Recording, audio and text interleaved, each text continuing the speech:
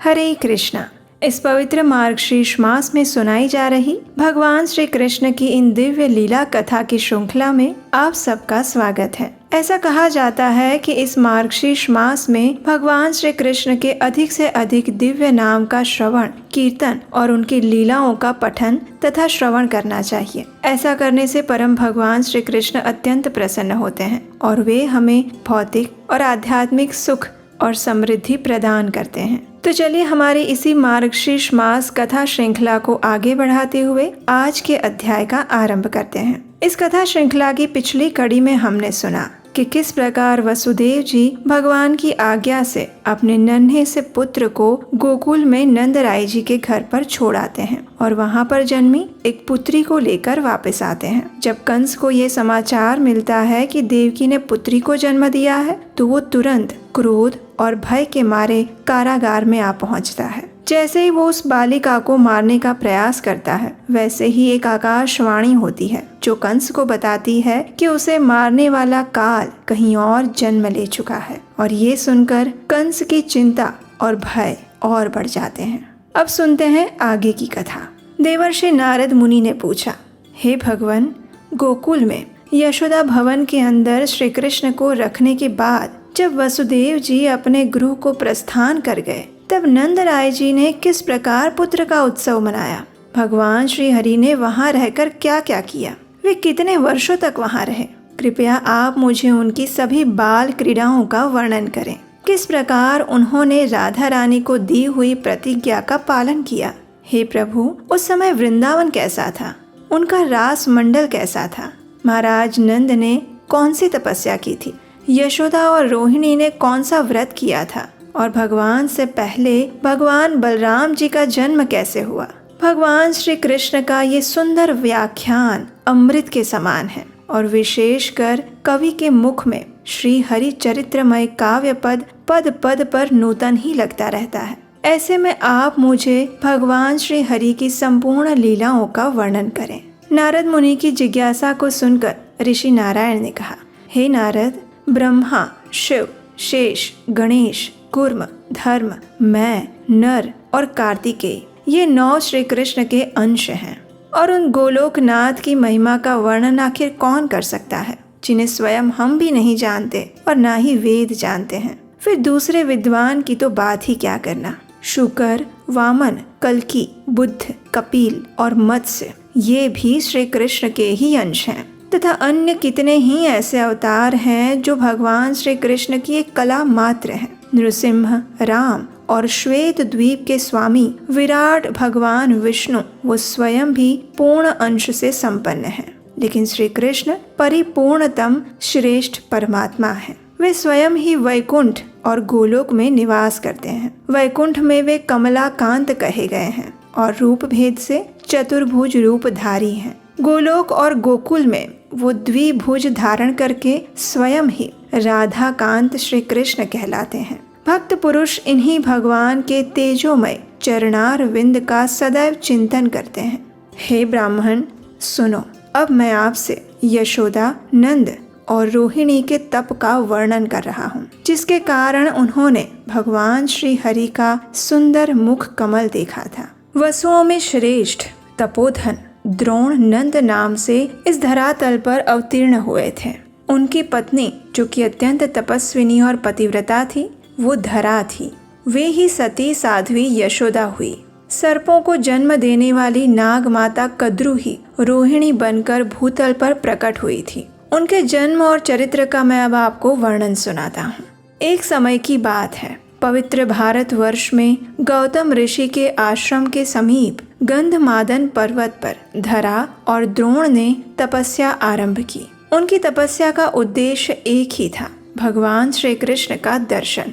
सुप्रभा के निर्जन तट पर 10,000 वर्षों तक वे वसु दंपत्ति तपस्या में लीन रहे, लेकिन उन्हें भगवान के दर्शन नहीं हुए। उसके बाद उन दोनों ने वैराग्य पूर्वक अग्निकुंड का निर्माण किया और उसमें प्रवेश करने के लिए तैयार हो गए। जब भगवान ने इस प्रकार उन दोनों को मरने के लिए तैयार देखा तो उसी समय एक आकाशवाणी हुई। उस आकाशवाणी ने कहा, हे वसुश्रेष्ठ, तुम दोनों दूसरे जन्म में इस भूतल पर अवतीर्ण हो जाओ। गोकुल में अपने स्वयं के पुत्र के रूप में तुम भगवान श्री हरि के दर्शन कर पाओगे। बड़े बड़े योगी और ध्यानियों को भी उनका दर्शन सुलभ नहीं होता। बड़े बड़े विद्वानों के लिए भी ध्यान के द्वारा उन्हें वश में करना असंभव है, लेकिन फिर भी वे श्री हरि आप दोनों पर कृपा करके आपके पुत्र रूप में अवतीर्ण होंगे। इस प्रकार दैवी आकाशवाणी को सुनने के बाद धरा और द्रोण सुखपूर्वक अपने अपने आश्रम में चले गए। भारतवर्ष में उन्होंने जन्म लिया और फिर उन्हीं के घर में भगवान श्री हरि का आगमन हुआ। यही था यशोदा और नंद महाराज का पूर्व जन्म वृत्तांत। अब आप गोपनीय रोहिणी का चरित्र सुनिए। एक समय देव माता अदिति ने ऋतुमती होने पर समस्त श्रृंगारों से सुसज्जित होकर अपने पति ऋषि कश्यप से मिलने का प्रयास किया। उस समय कश्यप ऋषि अपनी दूसरी पत्नी सर्प माता कद्रु के पास थे। ऋषि कश्यप के आने में विलंब हुआ, इसलिए अदिति को अत्यंत क्षोभ हुआ। उन्होंने कद्रु को श्राप दे दिया कि वे स्वर्ग लोक को त्याग कर मानव की योनि को प्राप्त करें। और ये सुनकर कद्रु ने भी अदिति को श्राप दिया कि वो जरा युक्त होकर मर्त्य लोक में मानव की योनि प्राप्त करें। इस प्रकार दोनों ही शापग्रस्त हो गए और उस समय ऋषि कश्यप ने कद्रु को सांत्वना देते हुए समझाया, हे प्रिय, तुम मेरे साथ मर्त्य लोक में जाकर श्री हरि के मुख कमल का दर्शन कर पाओगी। उसके बाद ऋषि कश्यप ने अदिति के घर जाकर उनकी इच्छा पूर्ण की और उसी ऋतुकाल में देवराज का जन्म हुआ। उसके बाद अदिति ने देवकी के रूप में और कद्रु ने रोहिणी के रूप में, ऋषि कश्यप ने श्री कृष्ण के पिता वसुदेव जी के रूप में जन्म लिया। हे मुने, ये सारा गोपनीय रहस्य अब मैं आपको बता चुका हूँ। अब आप सहस्त्रों मस्तक वाले अप्रमेय अनंत भगवान बलदेव जी का जन्म वृतांत सुनिए। रोहिणी वसुदेव जी की प्रिय पत्नी थी। वे वसुदेव जी की आज्ञा से संकर्षण की रक्षा करने के लिए गोकुल में चली गई। कंस से भयभीत होने के कारण उन्हें वहां से निकलना पड़ा। उस समय में योग माया ने श्री कृष्ण की आज्ञा से देवकी के 7वें गर्भ को रोहिणी के उदर में स्थापित कर दिया। उस गर्भ को स्थापित करके वे देवी तत्काल कैलाश पर्वत पर चली गई। कुछ दिनों बाद रोहिणी नंद भवन में श्री कृष्ण के अंश स्वरूप पुत्र को जन्म देती हैं। उसकी अंग कांति तपाए हुए सुवर्ण के समान गौर थी। वो बालक साक्षात ईश्वर था। उसके मुख पर मंद हास्य की मनोहर छटा थी। वो ब्रह्म तेज से प्रकाशित था। उसके जन्म होने से देवताओं में आनंद छा गया।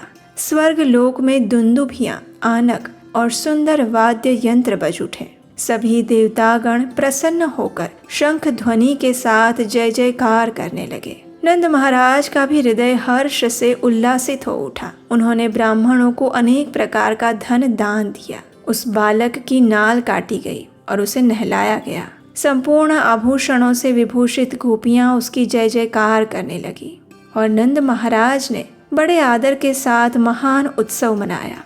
यशोदा जी ने गोपियों और ब्राह्मणियों को प्रसन्नता पूर्वक धन दान दिया।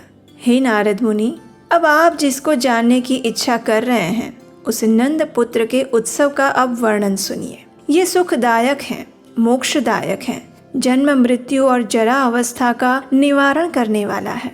भगवान श्री कृष्ण का मंगलमय चरित्र वैष्णवों का जीवन है। वसुदेव जी ने श्री कृष्ण को नंद भवन में रख दिया और उनकी कन्या को अपनी गोद में लेकर वे प्रसन्नता पूर्वक अपने घर वापस लौट आए।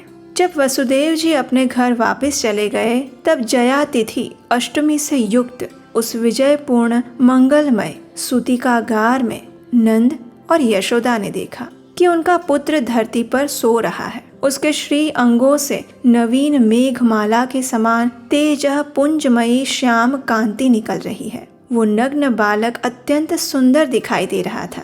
उसकी दृष्टि गृह के शिखर भाग की ओर लगी हुई थी। उसका मुख शरत कालीन पूर्ण चंद्रमा जैसा था। दोनों ही नेत्र नील कमल की शोभा को मानो छीन रहे थे। वो कभी रोता तो कभी हंसने लगता। उसके श्री अंगों में कुछ धूल के कण लगे हुए थे। उसके दोनों हाथ धरती पर टिके हुए थे। उस दिव्य बालक को देखकर पत्नी के साथ नंद महाराज को अत्यंत प्रसन्नता हुई। धाई ने ठंडे जल से बालक को नहलाया और उसकी नाल काट दी। उस समय सभी गोपियां हर्ष से जय जयकार करने लगी।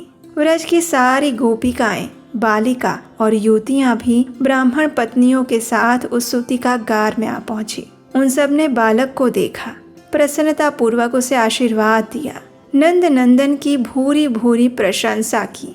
उसके बाद नंद महाराज ने अपने वस्त्र सहित स्नान करके धुली हुई धोती और चादर धारण की और फिर प्रसन्न चित्त होकर परंपरागत विधि का पालन करते हुए उन्होंने ब्राह्मणों को भोजन करवाया, उनसे मंगल पाठ करवाए, अनेक प्रकार के वाद्य यंत्र बजाए गए, वंदी जनों को धन और दान दिया गया। तत्पश्चात उन्होंने ब्राह्मणों को प्रचुर मात्रा में धन दिया, उत्तम रत्न, मूंगे और हीरे भी आदर पूर्वक उन्हें दिए। तिलों के 7 पर्वत, सुवर्ण के 100 ढेर, चांदी, धान्य की पर्वतोपम राशि, वस्त्र, सहस्त्रों मनोरम गायें, दही, दूध, शक्कर, माखन, घी, मधु, मिठाई, लड्डू, स्वादिष्ट मोदक और हर प्रकार की खेती से भरी पूरी जमीन, वायु के समान वेगशाली घोड़े, पान और तेल, इन सब का दान नंद महाराज ने बड़े प्रसन्नता पूर्वक किया। उन्होंने उस सूतिकागार की रक्षा के लिए ब्राह्मणों को नियुक्त किया,